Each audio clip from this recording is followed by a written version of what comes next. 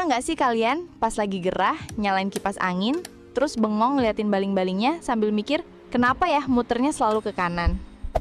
Pertanyaan yang kelihatannya sepele kan? Tapi gimana kalau saya bilang jawaban dari pertanyaan ini bakal membawa kita menjelajahi fisika, sejarah perang dunia, anatomi tubuh manusia, sampai membantah mitos populer yang bahkan mungkin guru kalian pernah ajarkan. Dan yang paling penting, premis pertanyaan itu sendiri sebenarnya salah. Karena tidak semua kipas angin berputar ke kanan. Siap untuk membongkar sebuah konspirasi desain yang umurnya udah lebih dari 100 tahun? Ayo, kita mulai. Ini bukan aturan fisika. Oke, kita mulai dengan bukti paling nyata. Kipas angin langit-langit atau ceiling fan. Benda ini punya saklar rahasia yang bisa membalik arah putarannya. Dan ini bukan buat gaya-gayaan, tapi ada fungsinya. Mode musim panas. Kipas diatur berputar berlawanan arah jarum jam. Ini menciptakan aliran udara ke bawah yang kita rasakan sebagai angin sejuk. Bukan suhu ruangannya yang turun, tapi efek angin dingin ini bikin keringat kita lebih cepat menguap jadi badan terasa adem. Mode musim dingin, kipas diatur berputar searah jarum jam dengan kecepatan rendah. Ini menarik udara dingin dari bawah ke atas dan mendorong udara hangat yang terperangkap di langit-langit untuk turun lagi lewat dinding. Hasilnya, suhu ruangan lebih merata tanpa ada hembusan angin yang bikin masuk angin. Fakta bahwa satu kipas bisa efektif di kedua arah membuktikan kalau arah putaran itu cuma pilihan desain. Yang penting bukan arah putarannya, tapi interaksi antara putaran itu dengan sudut kemiringan bilah kipas. Setiap bilah kipas itu pada dasarnya adalah sayap pesawat mini atau airfoil. Analogi paling gampangnya, bayangkan bilah kipas itu sendok. Sisi cekungnya akan selalu mendorong udara. Jadi, produsen bisa dengan mudah bikin kipas yang berputar ke kiri. Tinggal balik aja sudut bilahnya. Pertanyaannya jadi berubah. Kalau bukan karena fisika, kenapa mayoritas kipas yang kita kenal, kipas meja, kipas berdiri, memilih konfigurasi putar kanan, angin ke depan? Jawabannya teman-teman, tersembunyi bukan di buku fisika, tapi di buku sejarah. Gema revolusi industri. Untuk mengerti kenapa kipas angin berputar ke kanan, kita harus kenalan dulu sama aturan tangan kanan dalam dunia perbautan. Prinsipnya simple, kanan untuk mengencangkan, kiri untuk melonggarkan, atau righty-tighty, lefty-loosey. Ini adalah standar hampir untuk semua skrup dan baut di dunia. Sebelum abad ke-19, dunia manufaktur itu kacau balau. Setiap bengkel bikin ulir skrupnya sendiri-sendiri. Baut dari satu pabrik gak akan cocok sama mur dari pabrik lain. Repot banget. Lalu datanglah revolusi industri.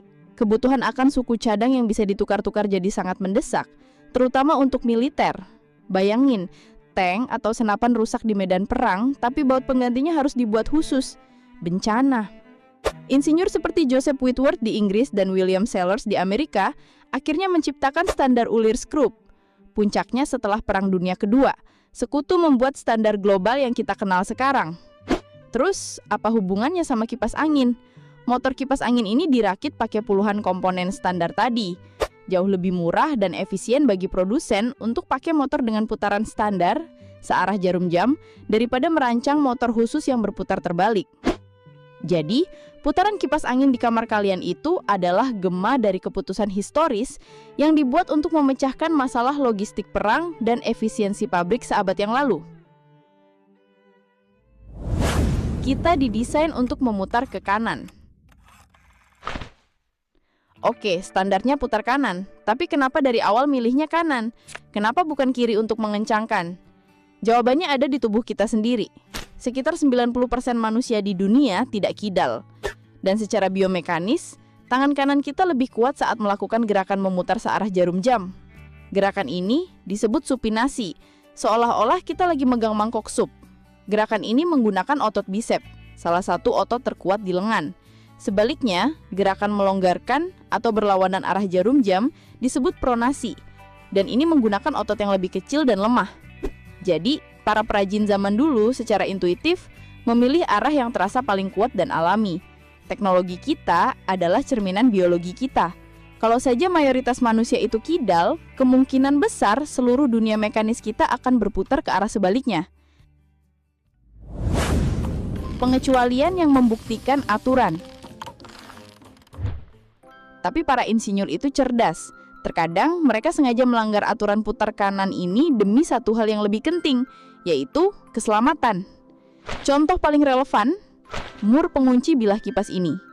Motornya berputar searah jarum jam.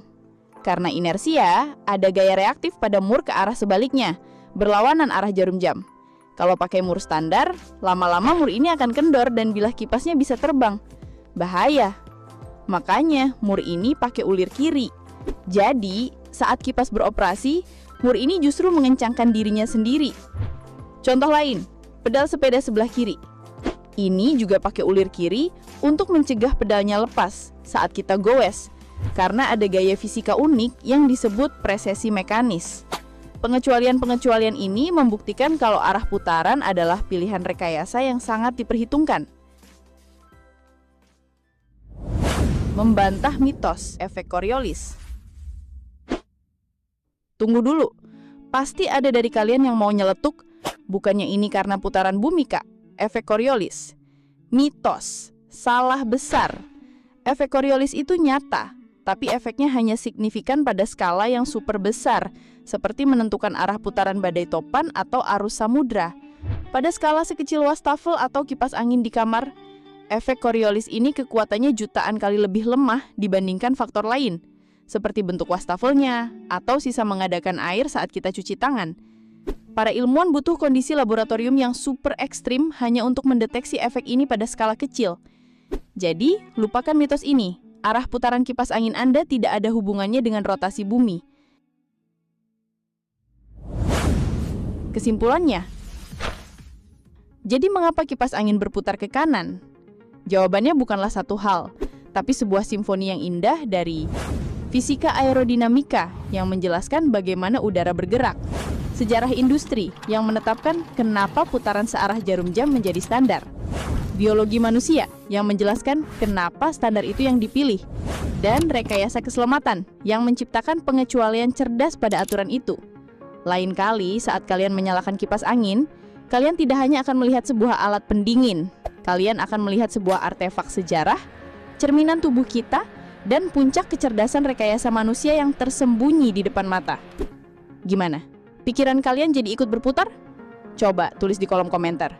Benda sehari-hari apa lagi yang menurut kalian punya rahasia tersembunyi? Jangan lupa like, subscribe, dan sampai jumpa di video berikutnya. Tetap penasaran?